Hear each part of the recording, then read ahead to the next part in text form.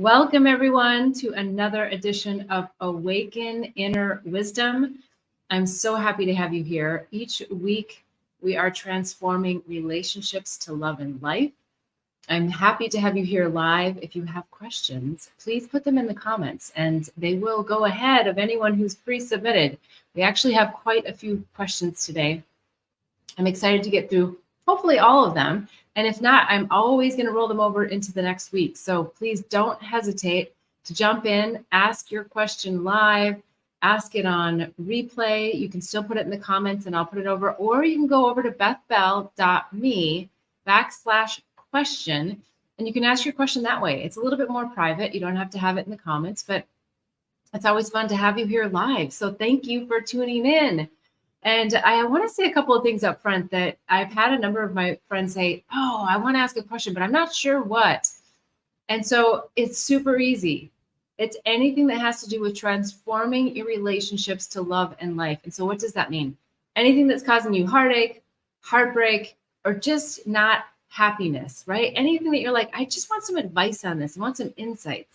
And what I do is tune in with you and your higher self and my higher self and channel the insights and answers for you. So it's a really magical thing.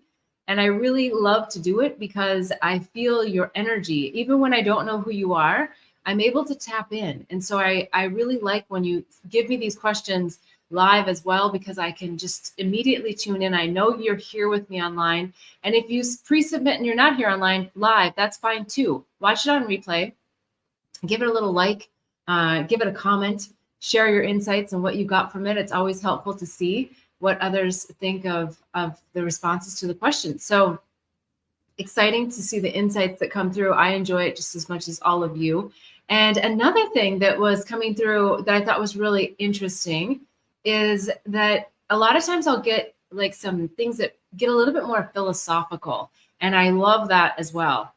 So if you ask me a question and it's like based on a book or a theory or whatever, I love all of that. That's more appropriate for the Awaken Inner Wisdom membership. Because as I just mentioned, what happens on this show when I do the live Q&As, I'm tuning in to your higher self and my higher self and channeling through the intuitive insights to share with you. So when you start getting into like other people's material and asking opinions and questions, I love all of that. But again, for the Awaken Inner Wisdom membership, if you're interested in knowing a little bit more about what that is, check the links below. It's on bethbell.me community. And I would love to share more. I'm also running a promo special. So we're just about to launch this new Awaken Inner Wisdom membership. And so if you're interested at all, go into the comments here and write, give me the promo details, and I will be sure to get them to you. So please write in the comments, whether you're on live or you're watching on replay, give me the promo details and I will be sure to send it over to you for the Awaken Inner Wisdom membership. We go deeper into expanding states of consciousness. We go deeper into topics. It's not just a Q&A. There's a lesson each time. And then we go into a deeper discussion. So you're going to find that there's a lot of good pearls of wisdom that come through on the Awaken Inner Wisdom membership. So again, check the links below and you'll get more information on that. Okay, I think we're ready to dive right in to the questions for today. Let's see here. Question number 1. How can I remain silent and be a better listener without feeling like I disappear? When I read the Tao or any other master, the guidance is to be a calm presence. Be like still waters. But I also think it's important to share and connect through vulnerable issues. Being silent feels like it creates walls and barriers and also feels like dimming a light. Where's the balance? I love that question because the silence is not so specifically about you saying something or not saying something. The silence is in quieting your mind to feel into that moment and to feel into what's being said. Because we all know what I'm going to say next. When you're in, especially if it's something heated or you really want to be heard, your mind already has a response made up before that person's even done saying something. There's already a thought that's coming forward. That's the silence that we're talking about is, whoa, mind, you sit over here for a minute. I'm going to give this person my full attention. I'm going to listen to what they have to say. And I'm going to feel into my body what I think about that. And I have a feeling that this question might be coming also from a place of like, I'm feeling a little bit triggered when someone's, saying something like, how do I not have a rebuttal? And that's where I also go to silence the mind in that moment. Feel into your heart, like feel into your body. Like, how am I feeling about this? Pause, take a deep breath, let them finish their whole sentence. Once they do, maybe you even pause. And this gets difficult because sometimes people just keep going on then, right? It's like, oh, I'm just going to keep going with my agenda because you're not coming back at me. Let it play out. Even when you don't have enough time, let it play out and you can always come back to it. And then some of the first words that are the most effective is when you say X, Y, or Z, whatever it is, I'm feeling X, Y, or Z, whatever it is. If you get into the feeling place, like, wow, when you just said that to me, I was listening to you and I heard you say, and if you can, with really, really neutral tonality, right? Like, take a deep breath if you need to. Like, I heard you say that, I'm making this up, I was not responsible to do something for you that's now made you upset, right? So, oh, the person goes, you heard me. Doesn't mean you agree with them or not. It means that you heard them and you're reiterating it back to them. And then you're saying, and when you said that to me, it made me feel really disappointed in myself. And I'm just really wondering if it's really something that I need to like take to a different level of priority in my life, or actually, I was really, because I'm making this up, I don't know, but you might say I was really distracted because I had A, B, and C that came into my realm, and I just I had to react to those things. But because you acknowledge what they had to say, that's the good listener part. And then you tell them how it made you feel. And then you can also just reflect verbally right in that moment, right? Like, it made me feel this way and maybe I needed to do this, or here's what was happening for me. And then pause and allow them to give you that response from their heartfelt place. And if it gets out of control too fast, which oftentimes it does with the people that we love the most, then we just need to say, I hear you saying X, Y, and Z. I'm feeling very emotional about it. Could we table this for another time? Could we just table it for 10 minutes? Can I just walk out and come back? Right? So I'm using this as an example if it's something that's really heated. Or if you just have hey, I just have 10 things that just hit me right now and I'm feeling really anxious and I don't feel like I can respond to you with the respect that you deserve. Can we just take a moment? Right? I mean, I know they're basic things and we often don't do it. We don't stop and say, can we just take a moment? Walk away and come back. And another thing that's really helpful is touch, whether it's your partner or your child, just touching their hand and just saying, I hear you, I'm listening, and I'm processing, and I may not be able to respond as quickly as you'd like. Or, I just responded really fast and I didn't mean it quite like that. Can you just give me a moment to just kind of reprocess with my own thoughts and my own emotions and my own feelings, my own response to that? So then you make it about you. And that's really fair that you make it about you. So, when we're talking about the Tao and still waters, that's not letting the mind go, da, da, da, da, da, da, da, da. I got a response. It's going into your heart space. So it doesn't mean that you're letting someone just run all over you. It doesn't mean that you're creating a wall and just sitting there in silence. And I know you're not meaning that, because I think it's really fair to say that it feels like you might be building walls and barriers because you're not feeling as engaged. But I think the examples that I just talked about are really, really engaging ways to still have the silence from the mind and the opening of the heart. And then you're not dimming your light either. because in that vulnerability, then your emotions might be evoked as well, whatever your emotion might be. And so you're definitely not dimming your light. That's where I would say the balance is between the heart and the mind. And we're so used to being in our mind that we just don't even know that we're not in our heart until later when we think about it more, and then we feel it here, like, I just feel like I just got hit. Or maybe you feel it in the gut, in the third chakra, and you feel like you just, you took one for the team. Okay, let's go on to the next question. If you have any questions about that, I'm always happy to hear in the comments, and I can elaborate on it. All right, so another question coming in from a live listener. What is the difference between self-care, such as relaxing, resting, spa days, nourishing food, and deep rest to be able to be quiet and connect to source? Or is there a difference? I think that there is some subtle differences here, but I think what I would say to focus on is to be in a feeling place in the body, as opposed to, like, I just have to rest my mind and not do anything. So you could be reading a book and really feeling into your body, and that's also a way to rest, because you're out of the stories and the narratives of your mind.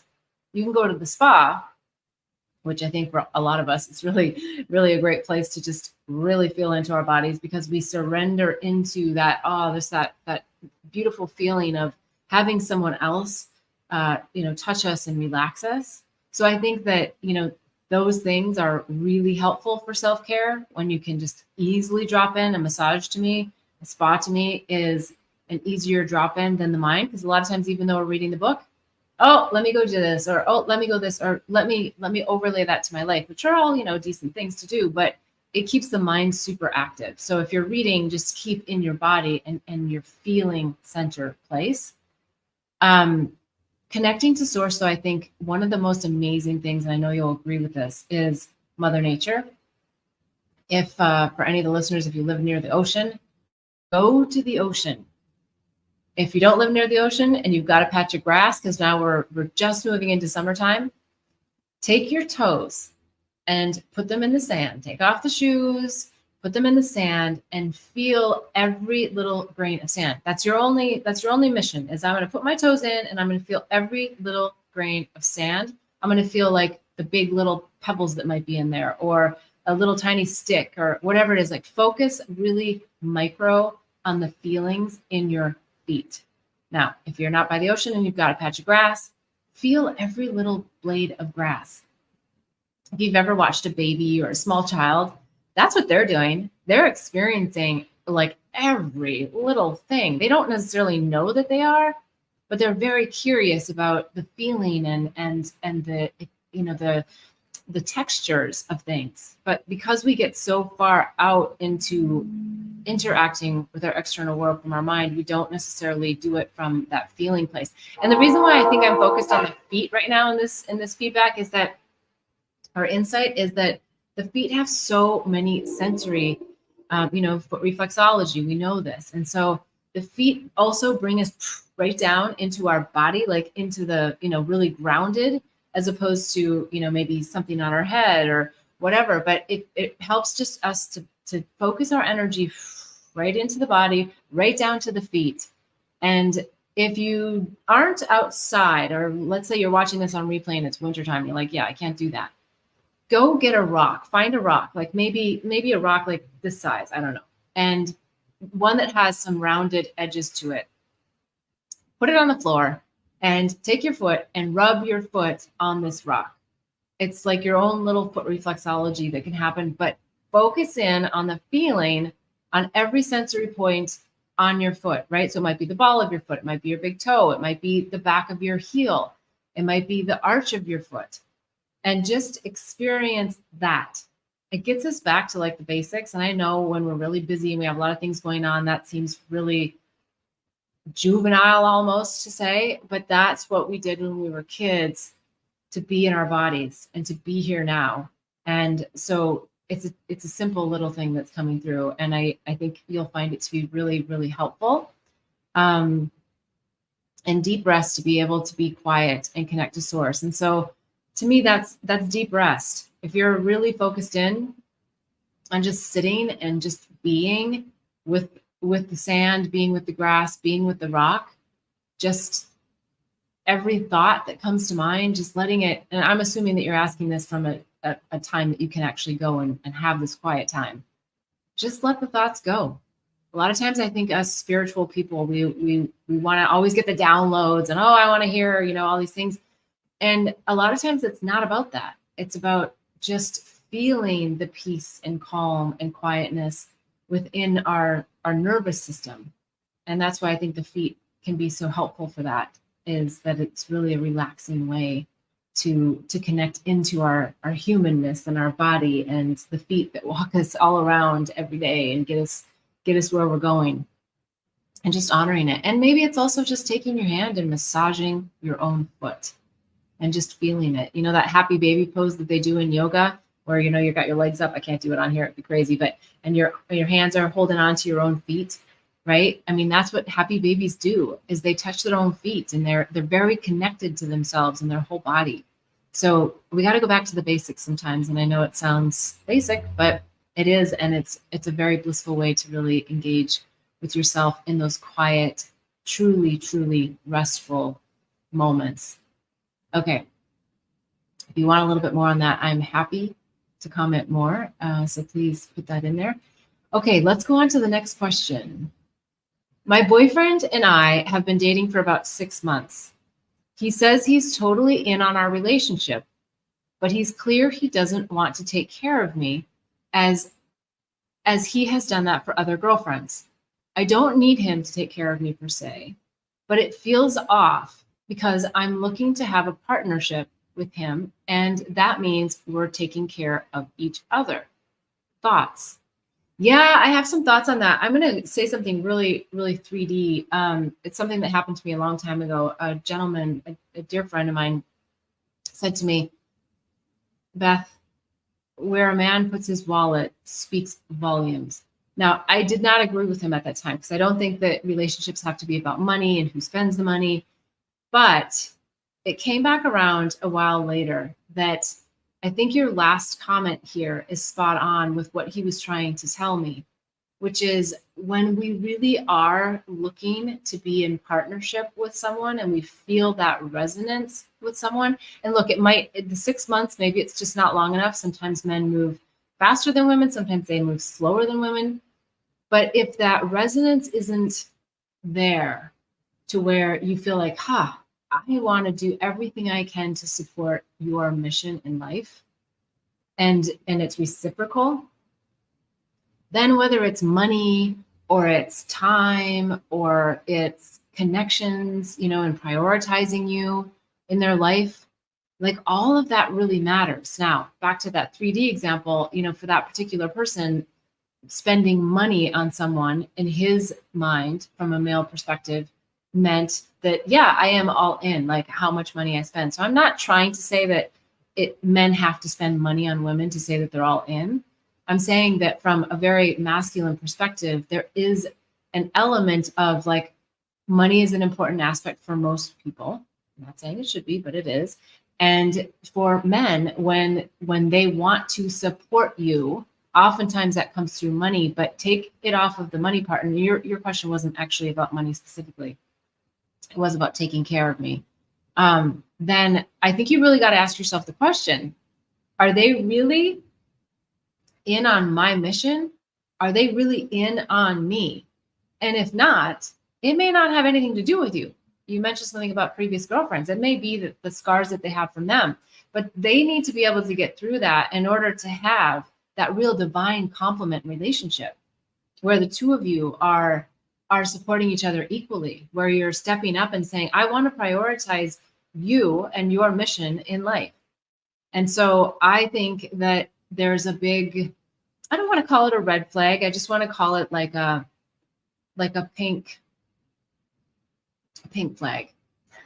A pink flag meaning this requires some conversation. This requires some discussion. This requires let's go a little bit deeper on this without making it a big deal.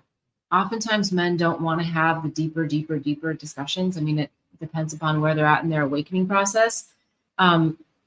Sometimes it's harder for them to articulate how they feel about things. And so please don't go so hard at them that they're feeling attacked, which I know you wouldn't. I know your energy and that's not your thing. But where you really want to hear from them how they feel. And in some ways you're planting some seeds, but most importantly, that you're sharing how you feel. I mean, it's not that I'm saying like you need to pay for everything if this is the case. I'm just saying that I feel this distance between us and I don't feel like the same level of support. And I need this level of support to be in this relationship. And a lot of times what happens in relationships is we sort of give up some of these things thinking, well, it'll change or it'll get better, it'll get different. And sometimes it does. But a lot of times it doesn't because that core wound hasn't been addressed on both sides of the fence. So get into the discussions earlier rather than later. You're 6 months in, it's a good amount of time. You have probably a pretty solid foundation as far as like knowing who they are, what they're all about, and they should know that with you as well. So it's a really good sweet spot to get into those deeper details and nuances of how they feel, why they feel that way, and how you feel, and how the interactions are impacting the ability for your relationship to feel secure for you. Because I think at the end of the day, we do want to have a certain level of security that we're being seen, by the other person, and that they actually love us for who we are as that person, for who we are here on planet Earth, what our mission is, and what we're called to do. And that's the kind of support that I think we're asking for.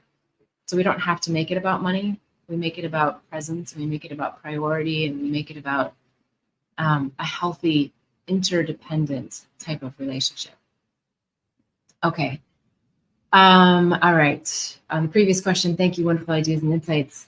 Thank you. Thank you for listening, and thank you for putting in questions live. I always love them.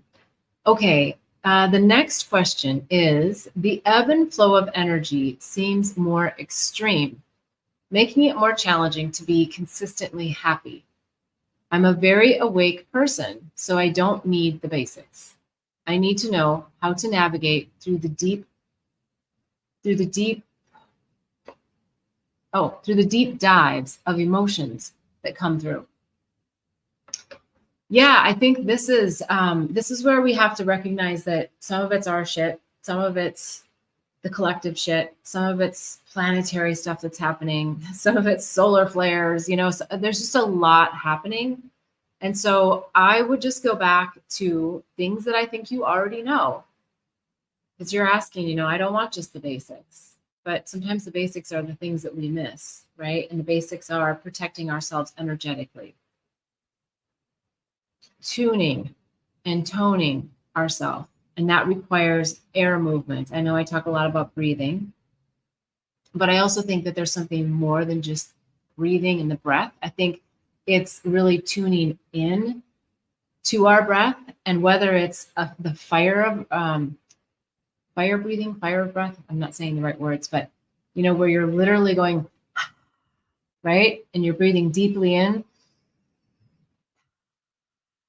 like where you're really viscerally moving the air and the energy, the breath of fire. That's what it's called. Highly recommend it. Make yourself do it. Well, no, maybe not make, but you know what I mean. Like when you're doing your meditation in the morning, maybe before you're even doing that, or maybe it's after you've quieted yourself, you've grounded, you're with your sit bones, and then just breathe out and breathe out deep, right? There's so many different breathing techniques that help us with moving the energy flow.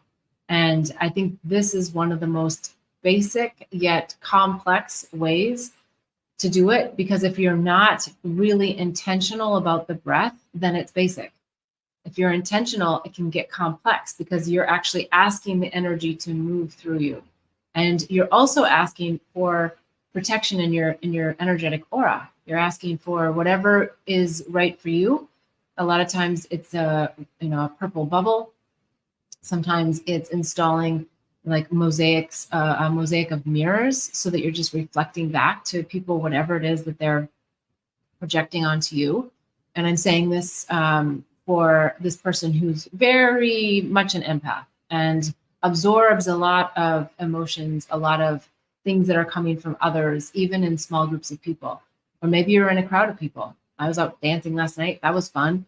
But it requires just really kind of protecting yourself energetically. And maybe when you get home, you just do a little sage and you just honor, all the bodies that were there in the bar or the restaurant or the dance club. And you just, yeah, you honor the energy and the liveliness and the fun that was there. But then you also honor that, hey, there's a lot of energies and a lot of people are dealing with a lot of lower vibrational stuff. We're ascending. And we're going to keep getting tested on our own abilities to just do our own work as a routine, right? Not as work, but as like a lifestyle. What are we actually putting into our morning routine? What is it that we're doing to ground ourselves and to shift our energy? Because we're taking it on all the time, whether it's from our family members or people out in the public or people at work. We're taking on energies because they're projecting it to us. And obviously for a good reason, like a reason that we've called them in for. So let's tune into what that is and really get in there. And as you know, I love journaling. I think journaling some of this stuff out is good too. So if we feel an energy, we feel a sadness, we feel something coming through, asking, is it mine? And one of the techniques that I love to use is muscle testing, right? Is this energy of feeling sad that I feel in my third chakra, is it mine? And for me, if it goes like this, it's no. And if it's yes, it's like this.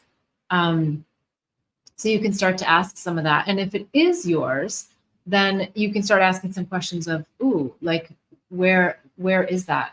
And how do I get to that? Just so you can get more nuggets of what it is. But I wouldn't also over focus on these things. Sometimes on the spiritual path, we just like go way too far into like, I got to heal everything. It's like, you're already perfect and whole.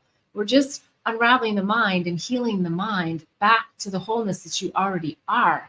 So if we get too stuck in thinking we've got to heal something, then yeah, we're not recognizing the wholeness that we already are. And that's kind of the easy button, right? Just remembering back to our source, love-filled self that doesn't have fear-based programs.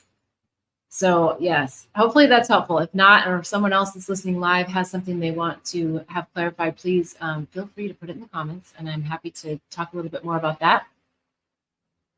Okay, next question. I'm curious about accessing what's called the center of one's being.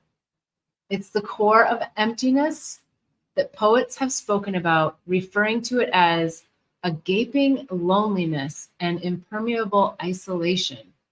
Are you familiar with this place within? And if so, how does one get the courage to go there? Ooh, the courage. Yeah, this is a juicy one. I think this is that place of oneness where you recognize that you are everything and nothing all at the same time. And I like that you say you have the courage to go there, because the mind creates so much narrative so that it doesn't lose its job around the storylines of who we think we are.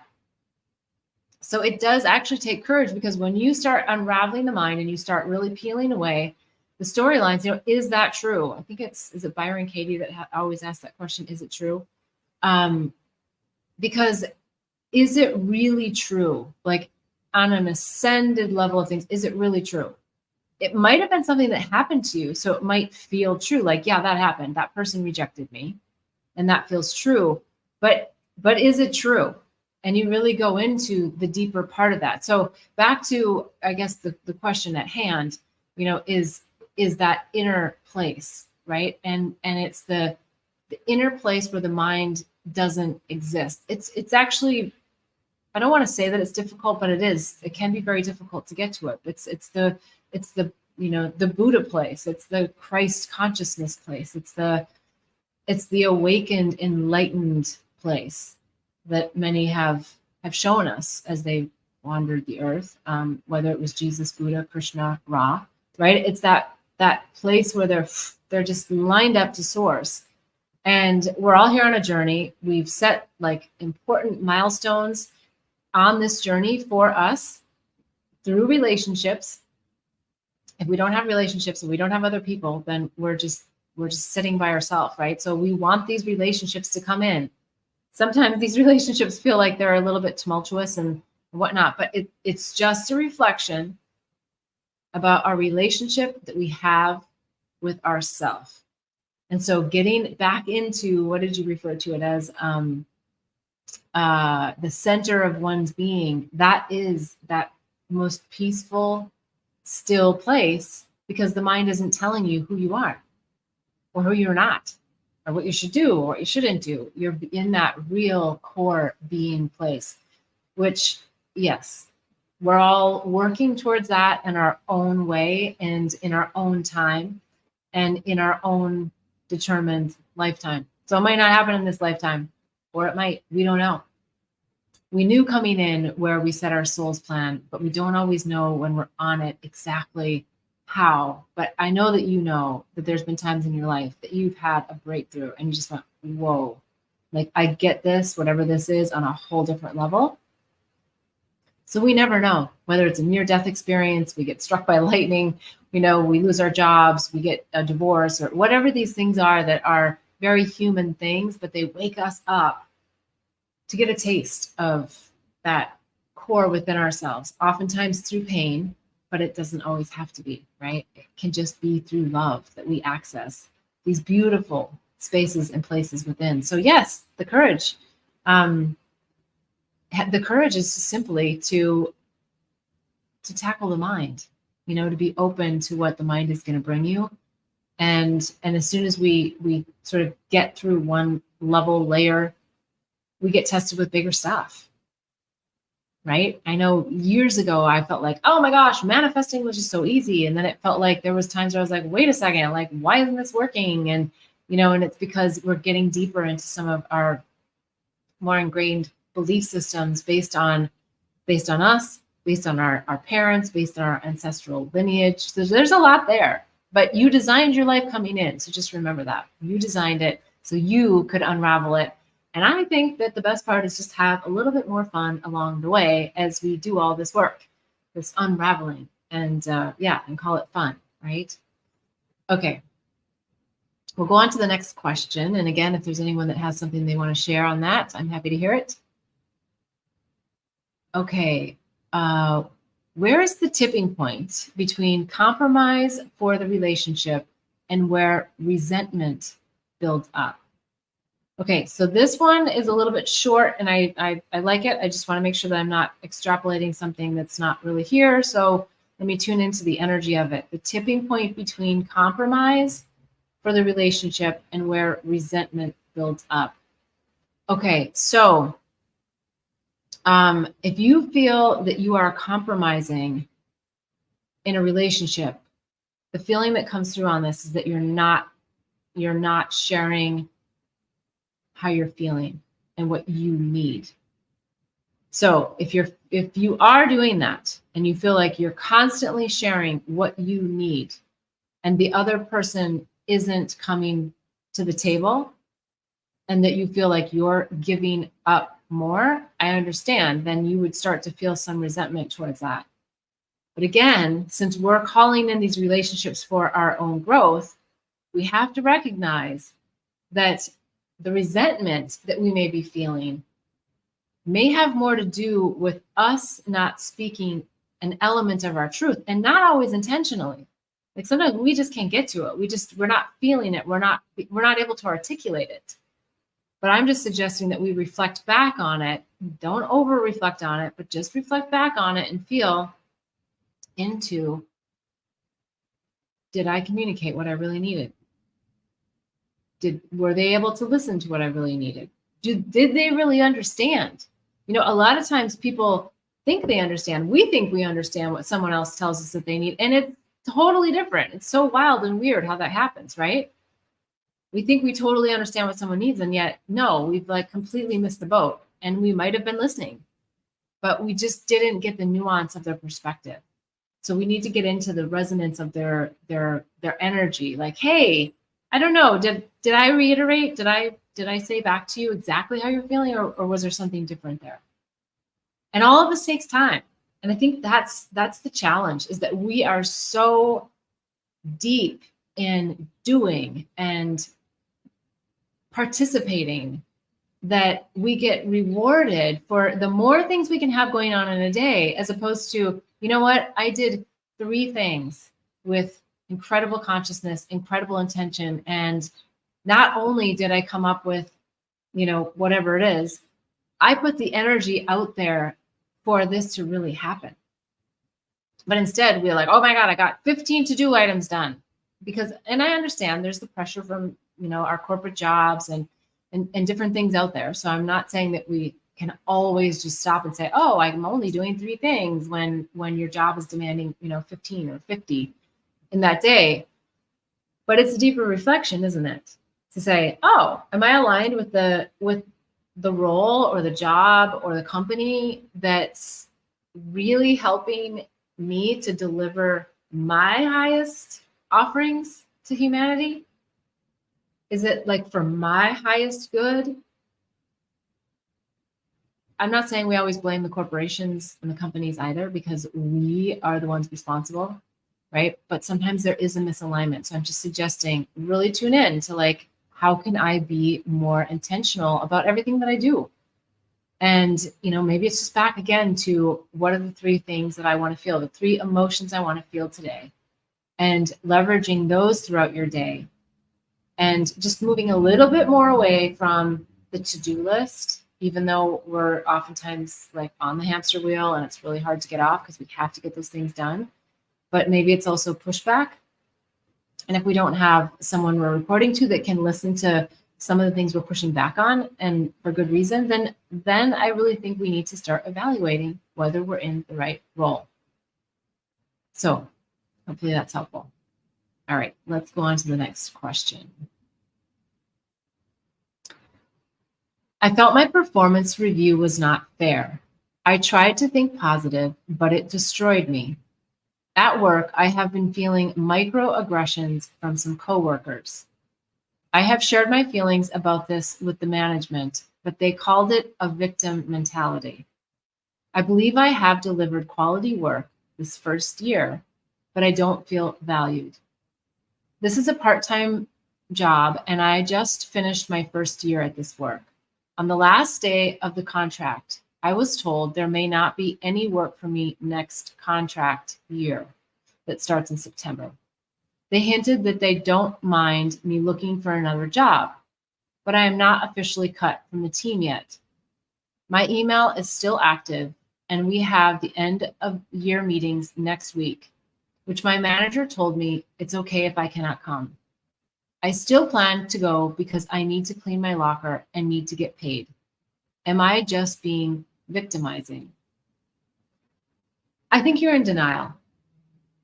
That's what comes to me. Is I think you're in denial. They're clearly telling you that they don't value you, which is unfortunate because you have a ton of value. And I wouldn't doubt that you had incredible performance. But it wasn't aligned with how they wanted you to perform. So interesting that this comes right after the previous question, because I think that's one of those places where you just got to go, thank you. Thank you. Thank you for letting me go. Thank you because that kind of toxic energy of not feeling valued day in and day out, even if it's part-time, that is not where we want to be. And when we sustain that level of toxicity, we sustain that level of not feeling valued, it goes deep. And it does it does like really crazy mind gymnastics and mind bending about who we are and what our value and worth is. That's all, I don't know what comes to mind to say is not worth it. So while you might have received pay, while you might have really felt like you enjoyed what that job was, for whatever reason, it wasn't. What I would do though is I would really center yourself in some key questions that you're going to ask for your performance review. Hey, I recognize that my services, and I'm just making this up, but I recognize my services and my services here may not be in alignment with what it is you're looking for moving forward, but I would really like to get some additional feedback for my own personal growth so that I can have a better understanding what it was or what's happened so I can grow from it. Keep it very much about you. And I also feel like put a little bit of a thick skin on, because what is also happening is when people who are more awake and aware, and you are, otherwise you wouldn't be watching the show, and you're coupled with organizations and people who are not awake and aware, it is tough because, and I'm not saying people can't work in these two environments. I'm not saying that, but I'm saying we have to really have discernment around this, because the undertow and the suck of what happens is your life force. It's your vitality.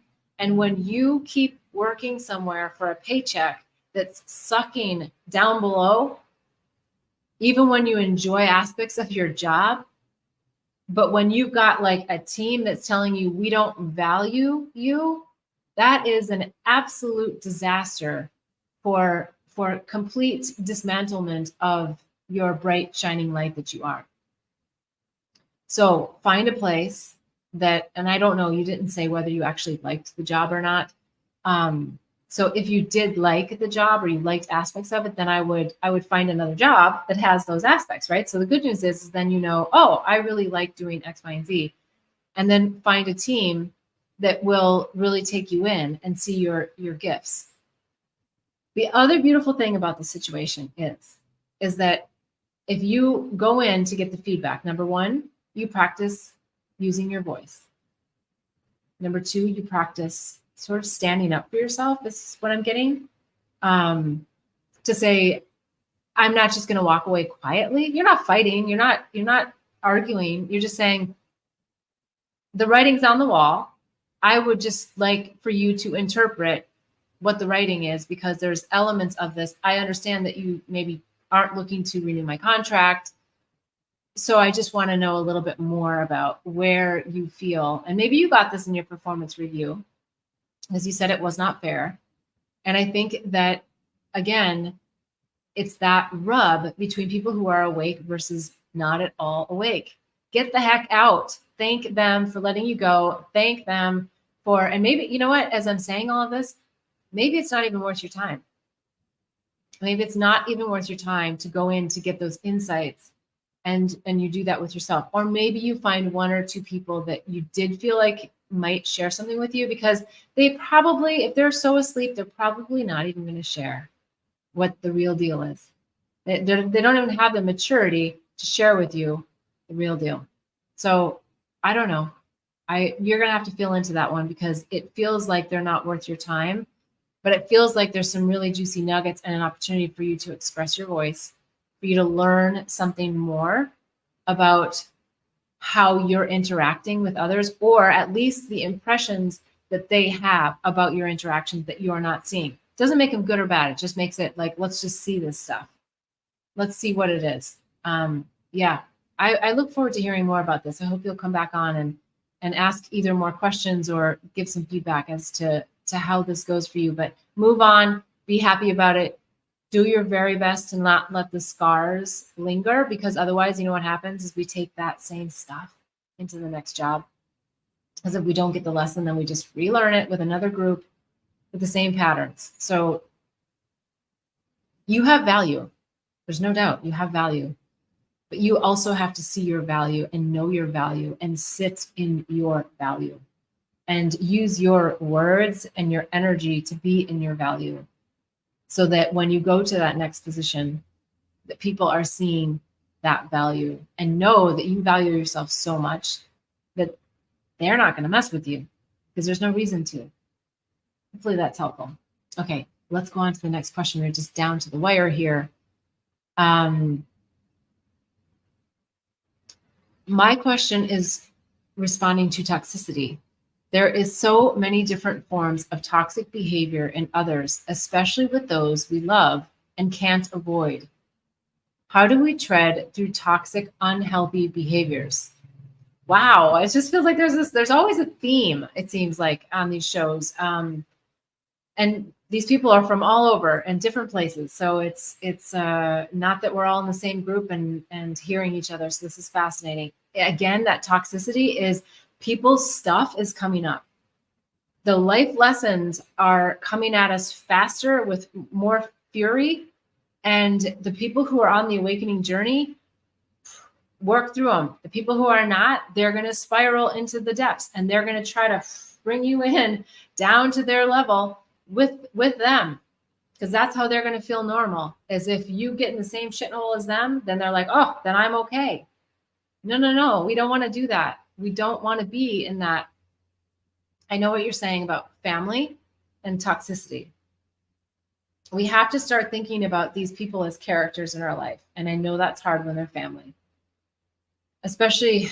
Well, I guess it's probably equal. The ones that we're born into versus the ones we choose, which maybe the husbands, the wives, the children, all of these relationships can have a level of toxicity, but they are here for a reason. And the more neutral we can get when we're dealing with this person, like, okay, this is the character, right? And give them a character in your mind so that when you're talking to them, you see them as that character, not like, oh, this is my sister. And it hurts me when my sister talks to me like this, right? Just, hey, this is Cinderella, my sister, who thinks that she has X, Y, or Z with this other family member, right? She has a special relationship with my father, and that everything should revolve around her special relationship, making this up, that you just see her as Cinderella. And you go, those are her attributes, those are her traits, and I'm not going to feed into that, and I'm not going to change her from being Cinderella. And if she's not receptive to hearing how you feel about it, which is oftentimes where the rub comes, right, is that you can't have those conscious conversations to clear. Like, hey, when you said that, it made me feel like, no, those just can't happen with Cinderellas sometimes. Because they're Cinderellas and they're 3D and they're not interested in doing their own work. They don't want to know why they have a codependent relationship with their father or whatever, to use that example. They don't care. They don't know. They have no awareness. And the chances of them getting the awareness may not come in this lifetime. Could be that, divorce, death, something happens that changes that, but we're not in control of their destiny. And so you got to let Cinderella go. And you got to let, Joe Schmo, whoever it is in your life, a brother, a sister, a mother, a father, and set your own boundaries. Super important. You know how they can get in there with a knife and twist it and get you off kilter, right? They know exactly where to push your buttons. So then you got to have the boundaries. Like, I'm only going to go so far into this conversation. Hey, thanks for showing that to me. Or, but not in a way that's condescending, right? We have to be really careful about that. Sometimes when we try to don't put up the wall that was talked about earlier, it's not about that. It's about that quiet place within, where the more we can talk about how you feel, and you have to be the judge of how vulnerable you want to get, because sometimes being super vulnerable with these types of people, it doesn't help.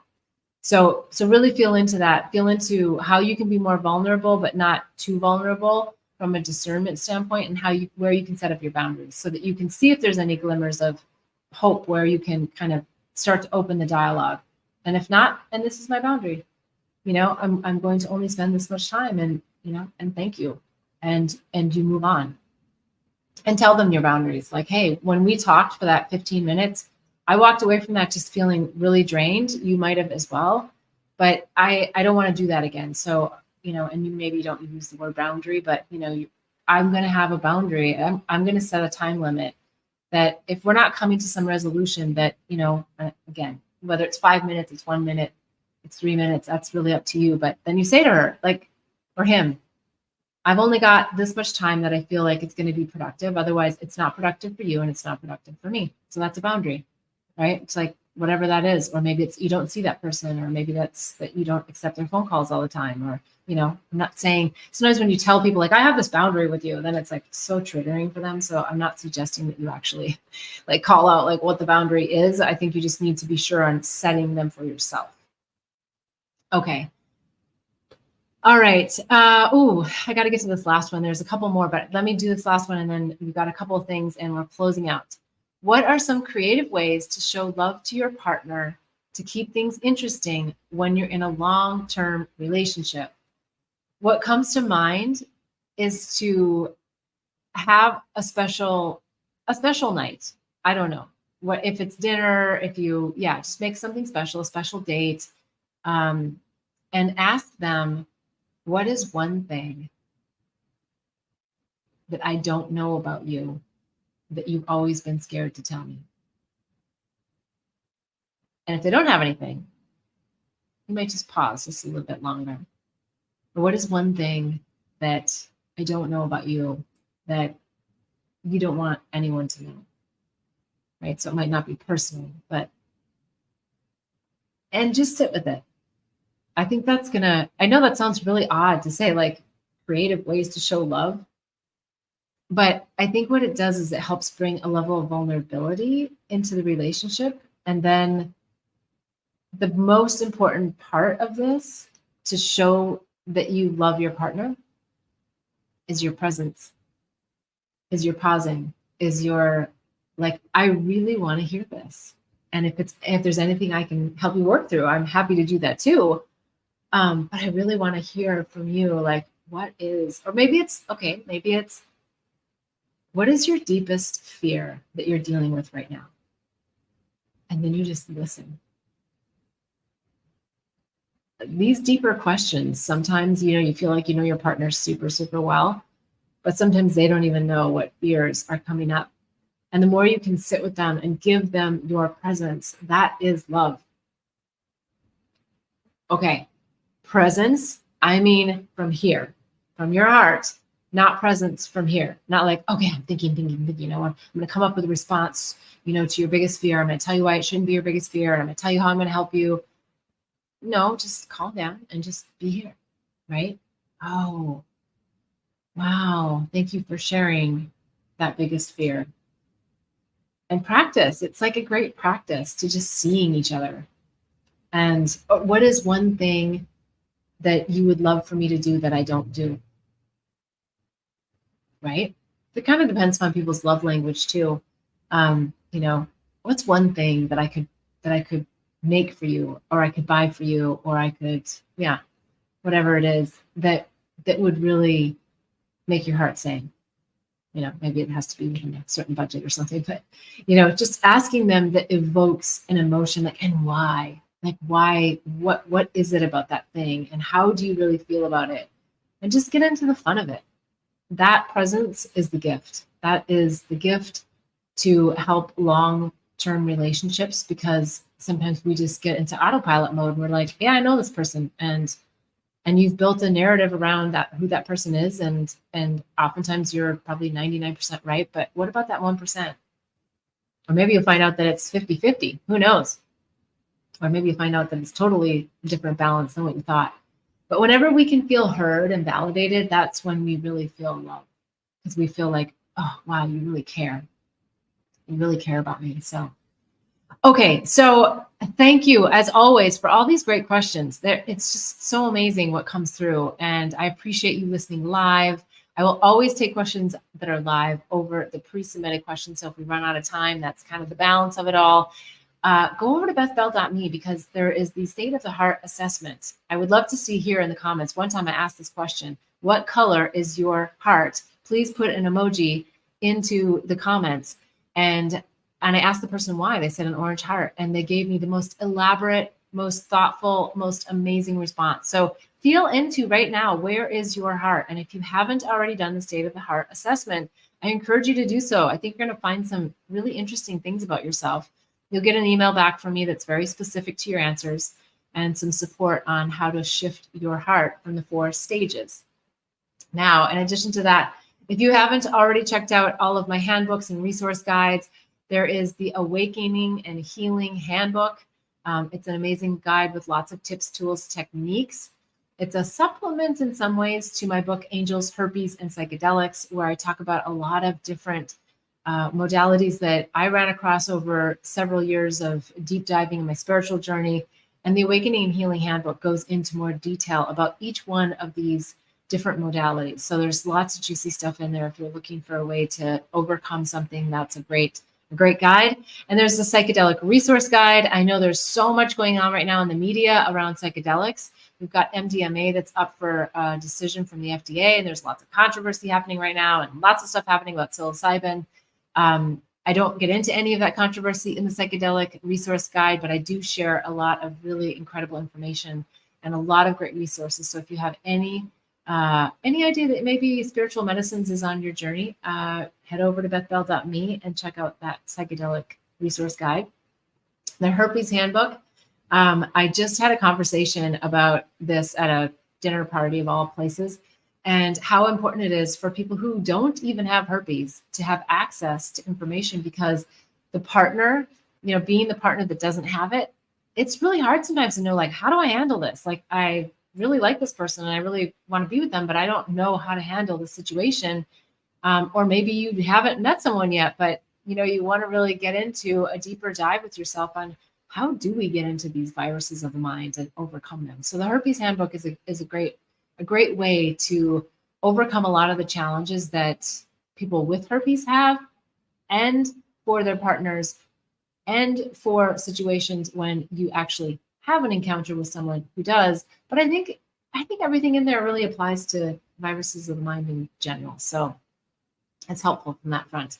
And again, Awaken Inner Wisdom membership. I would love to see you over there. Apply for the membership. It's a very small group of people. So this isn't one of those things where like we're just taking thousands and thousands of people.